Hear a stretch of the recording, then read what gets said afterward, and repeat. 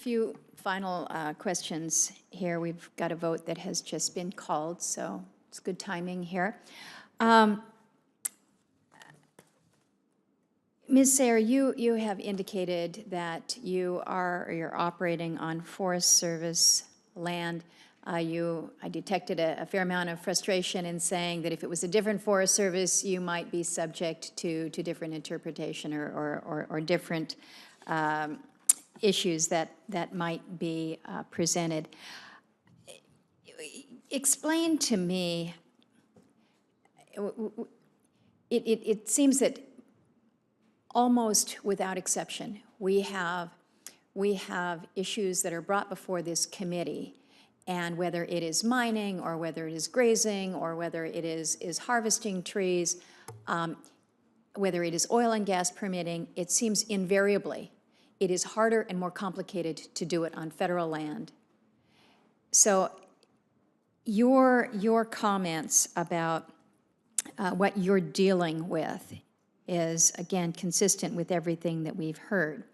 The fact that we are seeking to access these minerals that have been identified by our own federal government as important, they're critical, they're important for us to have. Does that give you, as a company that is looking to develop on public land, on our Forest Service land, does that give you any advantages? And I'll ask Mr. Gregory the same question. You've noted that beryllium provides significant advantages to the Department of Defense. It's been identified as not only strategic, but also critical. Because it has been designated so, and Department of Defense needs this, are there any advantages? We're going to a lot of trouble to put minerals on a list. But if it's just put on a list and we're still making it just as complicated and difficult to gain access to it in this country, I guess I'm asking a somewhat rhetorical question, is why do we put it on the list? So your comments. And Mr. Sims, you can join us in this discussion. So my first thoughts would be the advantages for the business model and the investment of attracting investors and help with the business model to have this to be listed on there. It also provides, it's benefited us in a social license aspect with our communities. We have committed citizens of Idaho that want to contribute to supporting the critical minerals, and it's particularly antimony, basically because there is a history. It's surprising to see the grandfathers of the people that still live in the community who used to work at the mine during the war years. So social license, business, investment, those are all real, and that does attract. Those are both very, very key. Yes. But what would be the most helpful as the tax reforms have been put into place and how that has been attractive, if we could have the permitting to match that tax reform and those other benefits that have come, we need to get the expertise in the permitting across the board that is efficient and that is consistent. And the rules are there, the regs are there. There's just the interpretations are inconsistent across the board. Mr. Gregory? Materion is proud to be a long-term, reliable partner and supplier to both the Department of Defense and the Department of Energy, starting with the Manhattan Project. And we have always supplied in a competitive environment.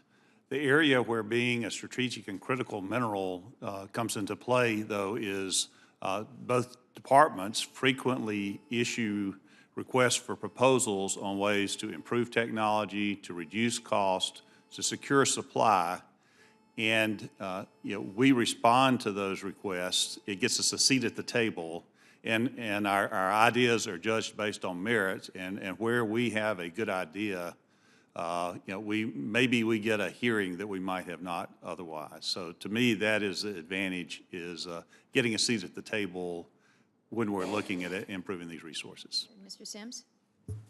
Madam Chair, I think one of the biggest outcomes of this process, besides what may happen with government relation permitting, is just helping Americans understand the extraordinarily large number and complexity of the supply chains that make this iPhone and everything else. I'm still trying to get my 3 kids, Noah, Ella, and Hannah, to understand just how hard it is to make one of these. In the 1960s, it took about 12 elements on the periodic table to make a computer chip, and now it takes more than 60. So helping Americans understand that we need these, and we need more than we used to, will help them, I think, bring to the table more support for developing these minerals, whether they're mined or whether they're recycled, or in cases where we have to import them. Appreciate that. Dr. Eggert, I asked about the role of the Critical Minerals Institute and all that they do. Your testimony describes the advanced materials and the chemical separation technologies. Are you familiar with the molecular recognition technology that UCOR is looking at? It's an effort to do the rare earth separation. This is up in Alaska. This is something that we've been in discussion with them on for some time. I'm wondering if you're familiar with it and if this is something that CMI is perhaps involved with or reviewing. I am familiar with, know of the molecular recognition technology that UCOR is developing. It's one of several potentially very revolutionary techniques in terms of rare earth separations, one of the key challenges in rare earths. CMI is aware of this. We are not actively engaged with UCOR, but that certainly is a possibility in the future.